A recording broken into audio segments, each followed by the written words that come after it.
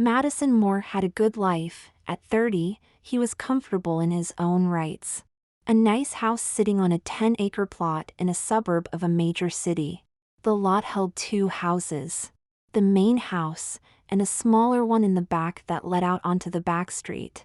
His job was with a large security firm. He was a consultant, making a 6-figure salary, and he was very thrifty with his money. He didn't gamble, he seldom drank, and when he did he sipped it, making a drink last for hours.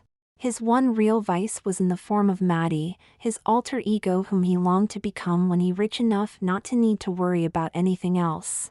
When he got home, he kept his private life private, no parties, no friends that his coworkers knew about. He was in line to be made a partner in the firm. He dealt with other people's security every day, and felt his own was above reproach. One thing he insisted on was keeping his work and private life separate. And that's where Rumpelstiltskin came in. He developed it for himself. Both his home computer and the computers he used for work ran the security program. It was a drive killer, and virtually unstoppable when triggered. He lost track of how many computers he'd killed developing it. So he felt safe knowing it was running. But he forgot that almost everyone has an identical twin somewhere. Had he researched further, he would know the statistics. 1 in 100,000 would ever meet the other. 1 in 5 million would be of the opposite gender. And only 1 in 50 billion shared fingerprints. So the odds of one sharing fingerprints, being of the opposite gender and identical in features, right down to eye and hair color? The math was beyond even the experts. When the alarm went off at 4:30 a.m., Madison rolled out of bed in her short baby blue lace-trimmed baby doll, her feet sliding into the fuzzy blue slippers before she made her way to the bathroom to begin her day. Looking in the mirror, she promised herself, just 1 more year of work, girl. Then you can stop being him altogether. She stripped off naked and stepped into the shower, where she carefully removed her breast forms, placing them in the holder specially built to keep them from losing their shape. 1 more week and I'll be on vacation, he promised himself. Maddie will be so pleased when she sees the clinic again. I promised her we'd do the laser on her legs this year, he smiled. Dressed in his suit, he ate a quick breakfast as usual, then slipped his work laptop into his briefcase and entered the garage. The Lincoln MKS sat waiting in its place as he got behind the wheel for the 40-minute drive to work. As he pulled into the lot at the Starbucks, he noticed the black Infiniti M35 as it pulled to the curb. Damn, things are multiplying, he thought, realizing he'd seen 2 more before he'd gotten out of the neighborhood.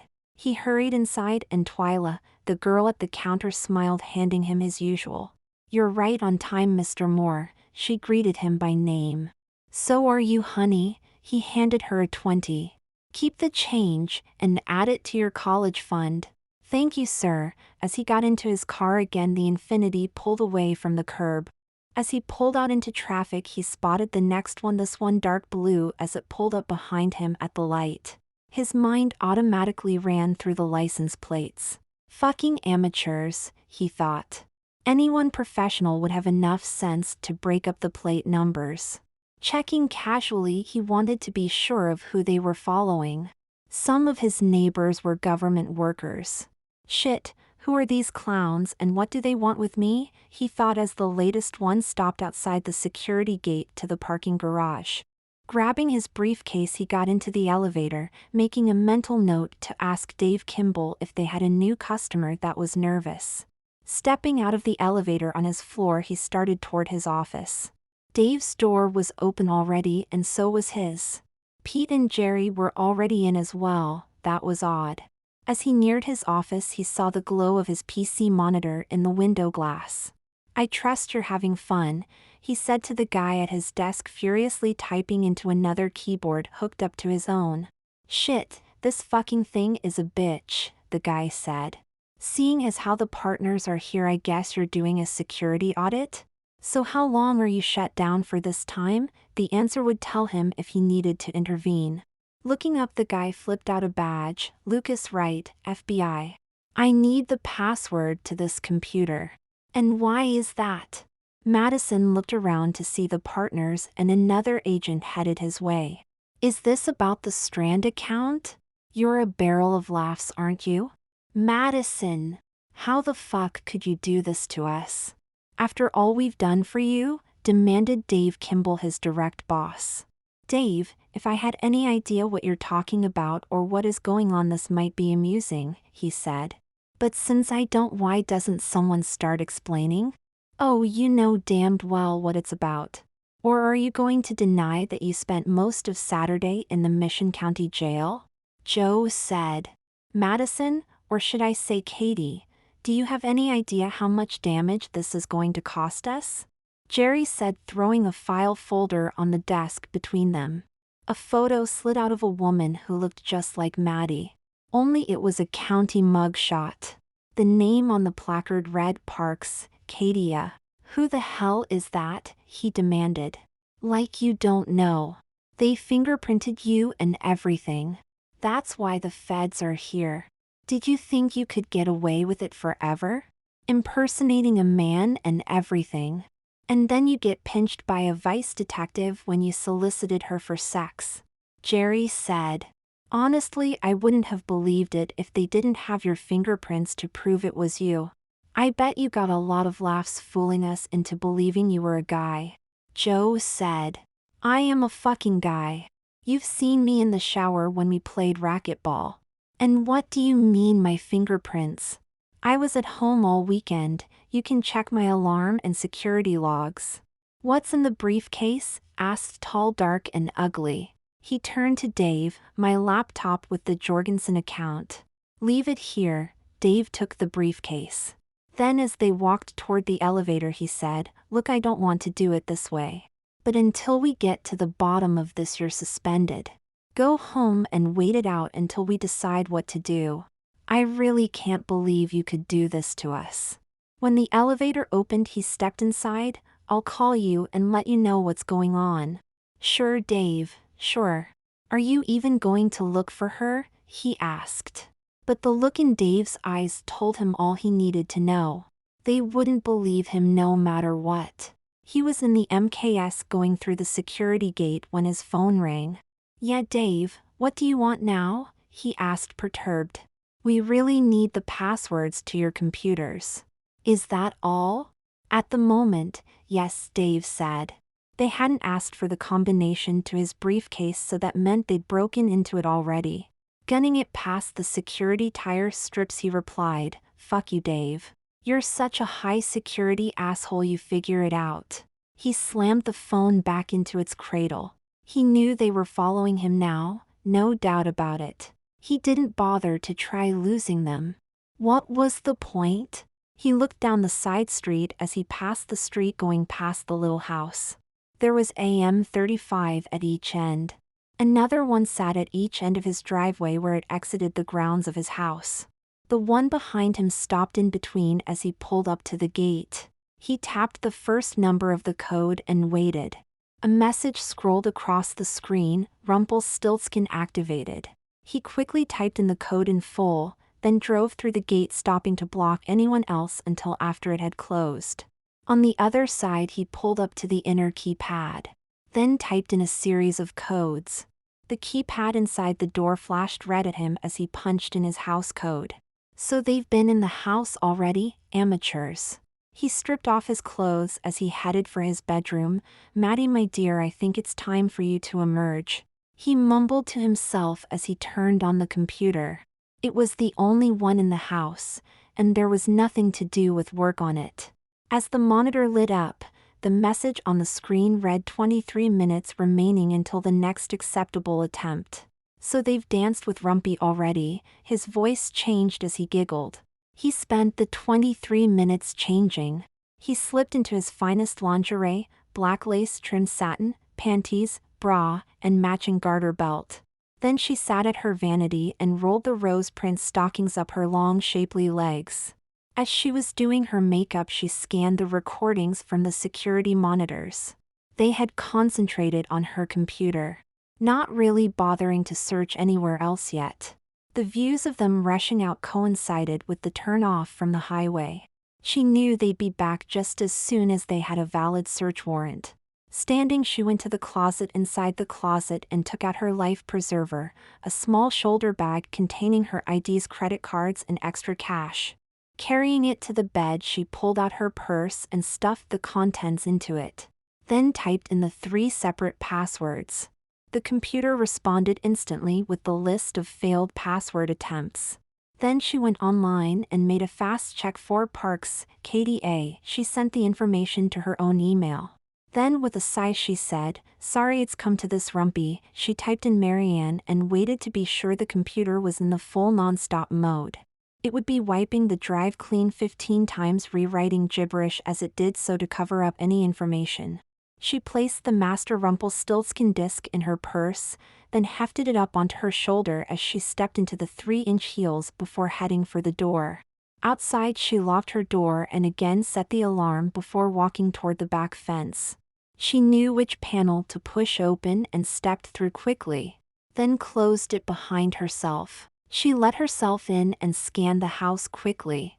No one had been there. Smiling, she pulled out her suitcases that she'd already packed the day before in preparation for her pending vacation, then carried them to the Mustang GT1000 Limited sitting in the garage. As she waited the few seconds for the car to warm up, she opened the glove box and took out the cell phone that was registered to Maddie Gray. Her cell phone listed for Madison Moore rang. "Yes, Dave? Mr. Moore? I'm terribly sorry to disturb you on your day off, but Mr. Kimball asked me to get your passwords. And when I didn't know the last one, he threatened to fire me." "Calm down, Marianne. Did he say why he needed it?" "No, sir, just that you were sick, and they needed some information for a meeting." "Did you try your secondary user password?" she asked. "Yes, but it doesn't work from your computer," his secretary told her. "Okay, my third password is Maryanne," she was told. "Do you have it? And is it working?" "Yes, sir, the computer says Rumpelstiltskin lifesaver retrieving data." "Oh no, it's erasing the drives." "What do I do?" "Go home, Marianne, and remember you owe me nothing. No matter what they say, be honest with them. Goodbye." He hung up and pushed the button to open the garage door. Then as he pulled out and turned right, he tossed the phone into the storm drain. Maddie Gray drove calmly past the federal agents watching the house registered to Madison Moore. None of them paid her any attention. As she got onto the freeway headed to the airport, she pulled over to let the fire trucks pass. Looking at her watch, she smiled. 30 minutes, right on time. "Well, Maddie, my love, looks like you're finally free of him. No going back now," she told herself. "Madison, I promise you I'll find that bitch and get to the bottom of this." At the airport, she parked in long-term parking and took her suitcases out on their little rolling cart, then towed them behind her through the terminal to the Hertz rental counter. She rented a small compact with her own driver's license and credit card in the name of Maddie Gray, then drove 140 miles to the next big town with an airport. She turned in the car and took a taxi to the Greyhound station. Katie Parks' last known address was in Billings, Montana. That was a good enough place to start. She was going to take the bus because they would never expect that. At the Greyhound station, she bought a ticket with cash and found she had a 4-hour wait. Then she checked her bags and went to the ladies' room to freshen up. She used the potty, then standing at the sink she heard what sounded like a young girl crying in one of the stalls. Something inside said, "She needs your help, Maddie." So she tapped on the door. "Are you okay in there, sweetie?" "Why, yes, I'm okay. I just found out I don't have enough money to get a ticket." The door cracked open and a very young girl, about 13, peeked out. "I'm sorry I scared you with my crying." As she came out of the stall, it was plain she needed help. The threadbare t-shirt, ragged jeans, and the worn-out sneakers were pretty bad. The girl went to the sink to wash her face. "How much do you need?" What? "How much do you need to get the ticket?" "I'm $92 short. I was hoping to find my mother. I know where she lives, but I've never seen her." Maddie peeled 200 off the roll in her purse. Will this help? Yes, but you don't even know me. You're not one of those ladies that likes to prey on young girls, are you? Almost laughing, Maddie said, No, I just know what it's like to be down and out. And you really look like you need help from someone that isn't out to take advantage of you. But I don't know if I can ever repay you. I don't know your name and you don't know mine. Holding out her hand, she said, My name is Maddie Gray. I'm pleased to meet you. Michelle Parker, and I really am happy to meet you too. Does your father know you're going to find your mother? I doubt he cares. He dropped me off at a children's home when I was 5 and never looked back. So you found out where your mother lives and you're going to find her. Then what? I don't know, but I'm not going back to that place ever again, she said defiantly. Are you hungry, Michelle? Maddie asked. I got about 3.5 hours to kill. Let's go get that ticket and then I'll buy you dinner. After buying the ticket, Maddie asked her if she had any luggage, then said, I always wanted a pretty little girl like you, but it was never in the cards. Would you think it was too weird if I bought you some pretty things to wear to see your mother? What? There's a Walmart just down the street. We could be there and back in 2 hours. The Walmart was only 2 blocks away. She told Michelle to go ahead and find herself some pretty things and a suitcase. And she'd be right back. She was going to look at something in electronics. 20 minutes later, Michelle came up behind her with a cart of clothes. Is this too much? Did you remember underwear and things? You'll be needing bras before too long, and it's never too early to start training your breasts. Oh, and you definitely need new shoes. Wow, that's like the coolest laptop I ever saw. Are you going to buy that? Have you ever used one? No, they wouldn't even let me get near a desktop. Well, you go find yourself a pair of heels and some new sneakers. And I'll meet you by the bra and panties. As soon as Michelle left, she got the clerk's attention. I need 2 of these with the travel package. That included all the accessories and the Targus travel bag that looked like a backpack. She paid for them, then found Michelle still trying to decide on a pair of heels. Why do I need heels? Every young girl needs a pair of heels. They found a pair of nice pumps and then got her several bra and panty sets. At the register, Maddie didn't even bat an eye as she ran her credit card to pay for the rest. When they got back to the bus station, she had Michelle go change into one of the skirt outfits. I have a surprise for you if you come out wearing the heels, she told her.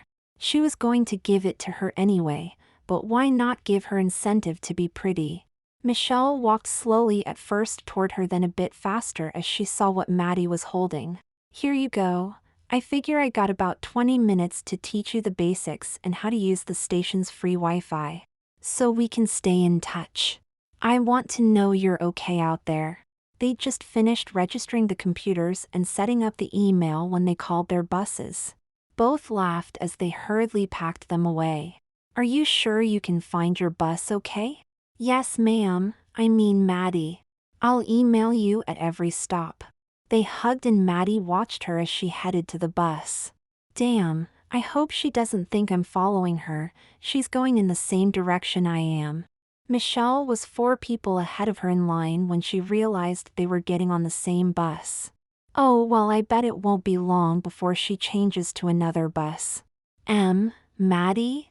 We're on the same bus. How cool is that? Michelle asked the older woman who now sat down next to her. They talked about how Michelle had never seen her mother, didn't even have a picture of her. After a while, Michelle fell asleep leaning on Mitty's shoulder. Maddie cuddled her and soon the girl was curled up in the seat beside her with her head resting in her lap. How could any woman just walk away from such a sweet young girl like this, she wondered to herself. I wouldn't if she were mine. She caught the thought too late as formed fully in her head, and a tear ran down her cheek. The bus stopped a few hours later and Michelle woke up. Where are we? I didn't sleep past Billings, did I? Billings? Montana? You're going to Billings, Montana? Maddie asked her. Yeah, that's where my mother's last known address is. I was going to start there. Just then the driver made his announcement. All right folks, we have a 1 hour and 20-minute delay here while they service the bus. Please take all your carry-on bags with you. You'll find a restaurant and gift shop inside. As they got off the bus, Maddie asked, "Do they have Wi-Fi here?" "Yes, ma'am," he replied. "Maddie, are you going to Billings too?" Michelle asked as they entered the ladies' room together. "Yes, the lady who ruined my life lives there. I hope you find her," Michelle said. When they sat down in the booth, they both got out their laptops. Michelle was going to look up a map of Billings. Maddie was going to check her email. She pulled up the one she sent herself from the house. The thought brought a bit of sadness to her. But it had been a necessary sacrifice. It gave her the chance for Madison to disappear. Katie Ann Parks, age 30, born July 4th, in Billings, Montana, last known address 233 Willow Springs Road, Billings, Montana. NFI, no further information. Her email chimed, "Hi, winky face, Michelle." She lifted her eyes and saw the girl smiling at her. Then she scooted her laptop to the side as the waitress came to take their order for breakfast. "What would you and your daughter like this morning?" Rosie the waitress asked. Maddie and Michelle shared a smile and a look of surprise. "I don't know, I'll have whatever Michelle wants." Scrambled eggs, bacon, toast and milk, please." "Coming right up. Your daughter has the most wonderful manners." "You must be proud of her," Rosie said. "I'm very proud of her. She's a real angel." After she walked away, Michelle asked, "Why didn't you correct her?" "2 reasons. Sometimes it pays to let other people remain in the dark. And also I was living a fantasy," she admitted. "I've always wanted a daughter like you, but Mother Nature has a cruel way of preventing that. I can't have children of my own," she said in a low voice. "But if I could, I would hope for a daughter just like you. And I wouldn't have walked out of your life either." They got back on the bus, continuing toward their destination. Neither one really knowing what they'd find at the other end. About an hour into the trip, Michelle fell asleep again. This time Maddie guided her head down into her lap and sat stroking her hair. What kind of mother could just walk away from such a pretty little thing and never come back? Hell, what kind of father could? Madison wouldn't have. She found herself wishing she had pictures of Michelle. This was probably the closest she'd ever get to having a real daughter. Several times she caught herself fantasizing about the two of them living together as mother and daughter. It made her sad whenever she thought about Michelle finding her mother. Their trip continued and they changed buses several times. It seemed like at each stop there was someone that made a comment about mother and daughter. In the rest stop, as they looked in the mirror together redoing their makeup, Michelle said, "We really do look alike, don't we?" Looking up into the mirror, she smiled. "Yes, we do. It's uncanny. They say everyone has a twin in the world. And the likelihood of them meeting is 1 in 100,000. Really? I wonder if it's possible to meet your mother's twin. I mean, what the odds are of that?" Michelle speculated. Over lunch, while they waited for the next bus, Michelle started researching it on the internet. "Excuse me a minute, sweetie. I just got an idea." She went over to the gift shop and bought 2 digital cameras and extra batteries and SD memory cards. Sitting down again, she said, "Hey, look up." Then snapped a picture of the smiling face looking over the top of the laptop at her. "Here you go, this one is yours. I thought you might like something to remember our trip by." "Are you sure you aren't my mama? You sure are spoiling me like a guilty feeling mom would do," Michelle said.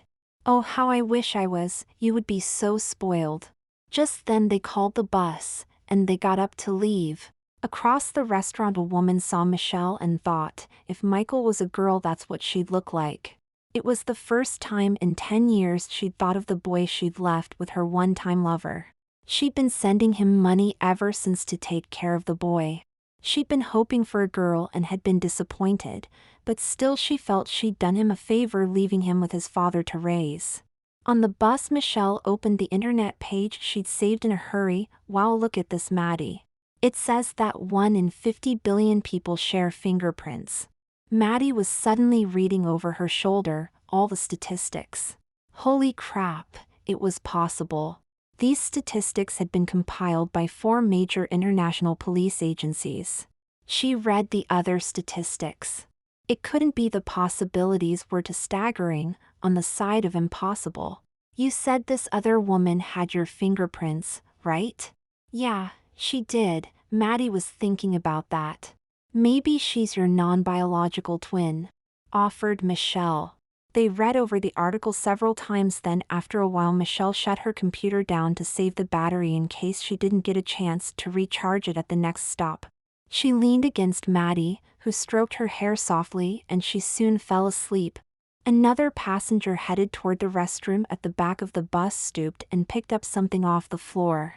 Excuse me, ma'am, your daughter dropped this on the floor as I was passing. She handed her piece of folded paper. Thank you, she said, and the woman went on past. Curious because it looked like a birth certificate, Maddie unfolded it. Certificate of live birth, State of Montana, Parker, Michael Andrew, Mother, Parks, Katie and Father, Parker, Peter Franklin. She was still staring at it when Michelle woke up. Oh shit, don't look at that. She grabbed the certificate from her and stuffed it into her purse. Michelle, I think we need to talk. But not on the bus, I mean in private. You're mad at me now, aren't you? Michelle accused, tears welling up in her eyes. Maddie wrapped her arms around her, pulling her close. No, sweetie, surprised yes, but not mad. I think we both need to talk about a few things before we get too much further down the road. The next hour passed in silence, and as soon as she got off the bus Michelle ran for the ladies' room. Maddie collected both their purses and laptop backpacks, then followed.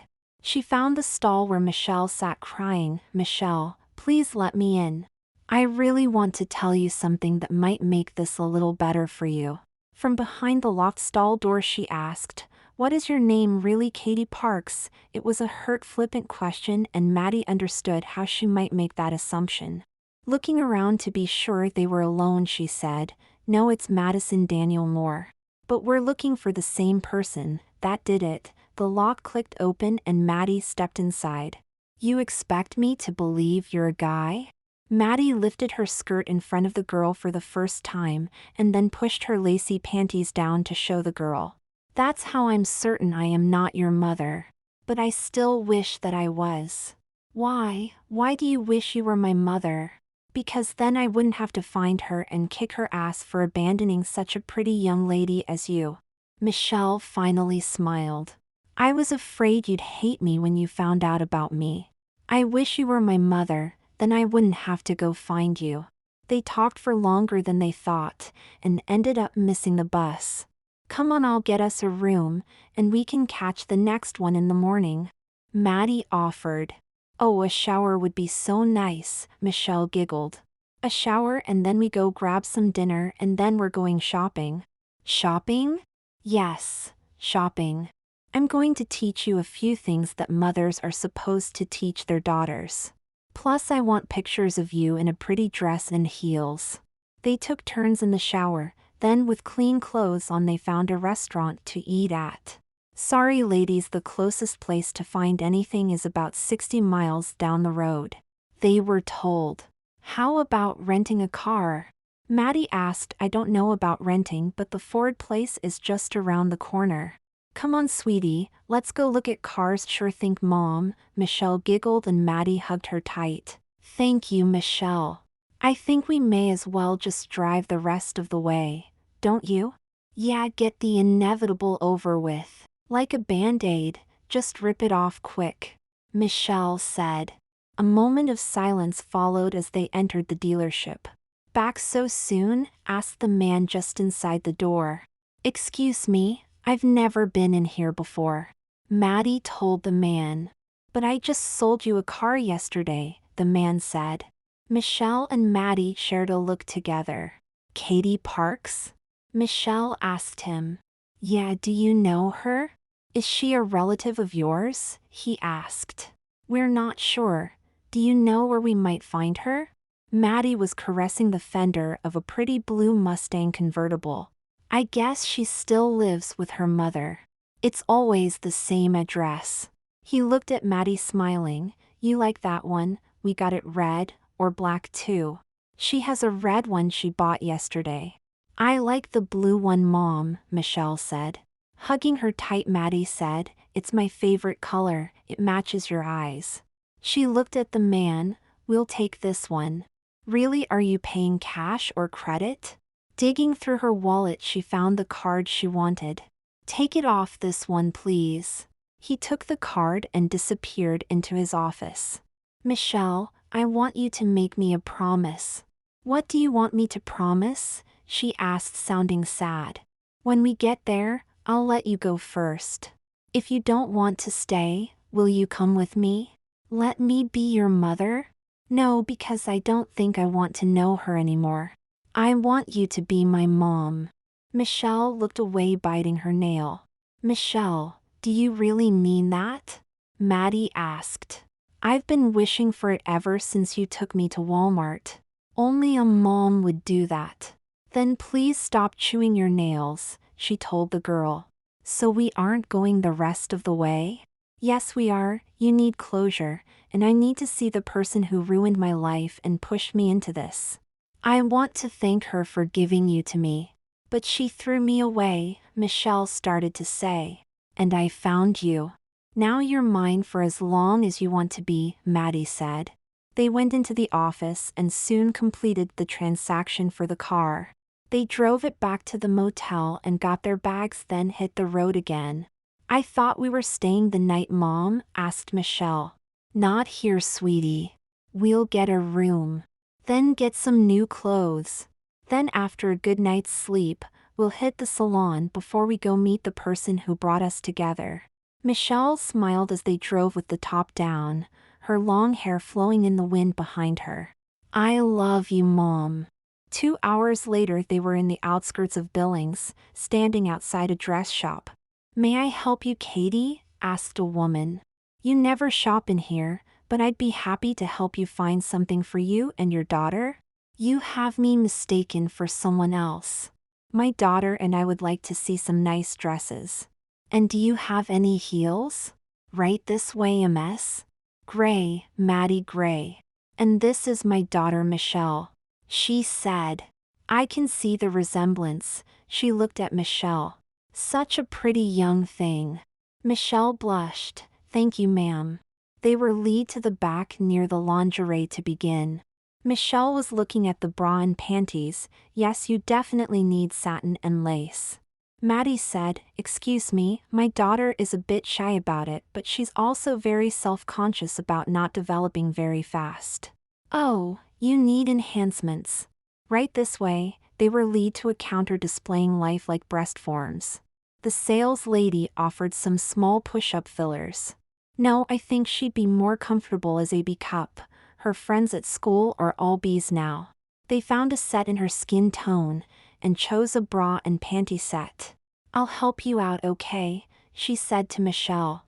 Yes, please, Mama. When they emerged, Michelle bounced around giggling, seeing herself as a nicely developed young girl. Oh, Mom, thank you so much. They so real, just like yours. You'll have real ones like your mama in no time, sweetie, encouraged the sales lady. And you can wear those out of the store too. They spent almost 2 hours in the dress shop, and the sales lady remarked how much joy it brought her to serve such a beautiful mother and daughter. The salon took much longer, 3 hours for both of them. Maddie had decided for a full makeover. They took pictures of each other as they went. Then afterwards Michelle said, this is going to take some getting used to. You'll get used to showing off your girly side, Maddie assured her. No, Mom, not that, I mean the nails. I never had long nails before. And I don't know about all the makeup. Don't worry, I'll teach you. That's what mommies are for. Over dinner they talked about where they might go, what they might do next. Oh shit, Mom, I think I see her, Michelle said. Yes, it's her. She's driving that red Mustang in the parking lot. And she's with that younger woman. As they watched, Katie Parks kissed then groped the younger girl possessively. Getting the waiter's attention, Maddie asked if he knew who the woman was. "That's Miss Katie Moore. She's celebrating her name change. I guess she finally found another woman willing to marry her," he frowned. "Married into money too, from the way she's throwing money around." "Mama? What are we going to do?" "Finish our dinner, then we'll see." They'd finished and were getting ready to go over to the table when 2 state police and the local FBI agent showed up. "Michelle, I need you to do something for me," Maddie said. "What are you going to do, Mama?" She handed her everything she had with her old identity on it in the name of Madison Moore. "I want you to run outside and drop this in the front seat of her car for me." Michelle looked at them and smiled. "Be right back, Mom, I gotta get something from the car," she said with an evil grin. "Serves the evil bitch right." Maddie watched as Michelle opened the console and dropped the license and credit cards inside, then rushed over to their car and found her camera. As she sat down, she started taking pictures. "I want to document this for our memories, Mama." She purposely sat down so that Maddie was between her and the woman who was about to be arrested. "Michelle, you were just supposed to drop them inside. Now they might find your fingerprints." Giggling, Michelle dropped the restaurant's linen napkin on the table. "I got that from watching CSI," she giggled out loud. "Oh, here it comes, the big takedown." They sat calmly as they watched the woman being arrested as well as the young woman she was with. Out in the parking lot, another FBI agent and state police officer was opening the trunk of their car. "Looks like she's been even naughtier than we thought," Maddie said, gesturing toward the red Mustang. Michelle's jaw dropped open. Maddie reached across the table and using her fingertips closed it. "Aren't you glad I'm your mama instead of her?" "Yes, I am, Mama." They hugged as they continued to watch the action unfolding. "I'm glad I had enough foresight to make sure I kept my accounts completely separate. Now we can go to a friend of mine and get you a new birth certificate and start our new life together." "What about your social security number?" Michelle asked. "It's not the same as the one for Madison Moore." "We'll take care of yours too, my sweet beautiful daughter. Then we'll get you a passport and go on vacation in the islands."